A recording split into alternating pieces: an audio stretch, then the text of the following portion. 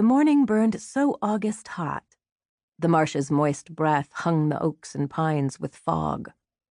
The palmetto's patches stood unusually quiet except for the low, slow flap of the heron's wings lifting from the lagoon.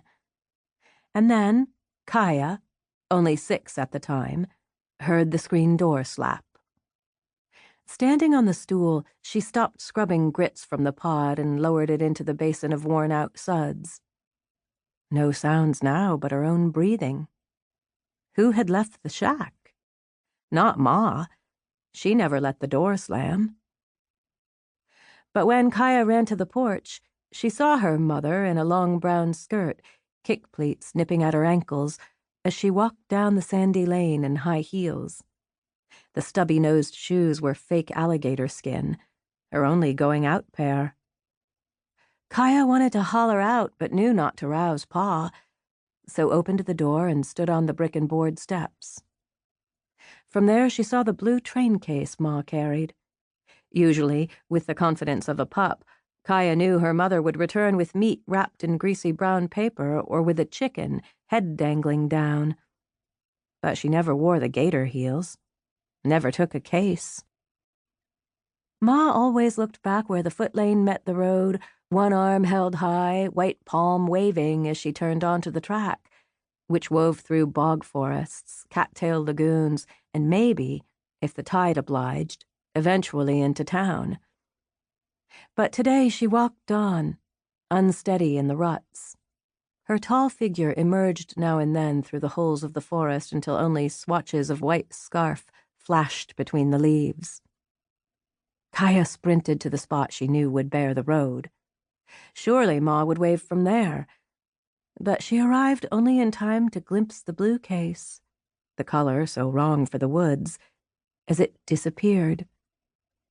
A heaviness, thick as black cotton mud, pushed her chest as she returned to the steps to wait. Kaya was the youngest of 5, the others much older, though later she couldn't recall their ages. They lived with Ma and Pa, squeezed together like penned rabbits, in the rough-cut shack, its screened porch staring big-eyed from under the oaks. Jody, the brother closest to Pa, but still 7 years older, stepped from the house and stood behind her. He had her same dark eyes and black hair, had taught her bird songs, star names, how to steer the boat through sawgrass. "Ma'll be back," he said. "I don't know. She's wearing her gator shoes." "Ma don't leave her kids. It ain't in 'em." "You told me that fox left her babies." "Yeah, but that vixen got her leg all tore up. She'd have starved to death if she'd have tried to feed herself and her kits. She was better off to leave 'em, heal herself up, then welt more when she could raise 'em good. Ma ain't starving. She'll be back." Jody wasn't nearly as sure as he sounded, but said it for Kaya. Her throat tight, she whispered, "But Ma's carrying that blue case like she's going somewheres big." The shack sat back from the palmettos, which sprawled across sand flats to a necklace of green lagoons, and in the distance, all the marsh beyond. Miles of blade grass so tough it grew in salt water, interrupted only by trees so bent they wore the shape of the wind. Oak forests bunched around the other sides of the shack and sheltered the closest lagoon, its surface so rich in life it churned. Salt air and gull song drifted through the trees from the sea. Claiming territory hadn't changed much since the 1500s. The scattered marsh holdings weren't legally described, just staked out natural.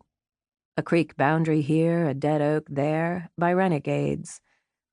A man doesn't set up a palmetto lean-to in a bog unless he's on the run from somebody or at the end of his own road. The marsh was guarded by a torn shoreline, labeled by early explorers as the graveyard of the Atlantic, because riptides, furious winds, and shallow shoals wrecked ships like paper hats along what would become the North Carolina coast. One seaman's journal read, "Ranged along the shore, but could discern no entrance. A violent storm overtook us. We were forced to get off to sea to secure ourselves and ship, and were driven by the rapidity of a strong current. The land being marshy and swamps, we returned towards our ship. Discouragement of all such as should hereafter come into those parts to settle.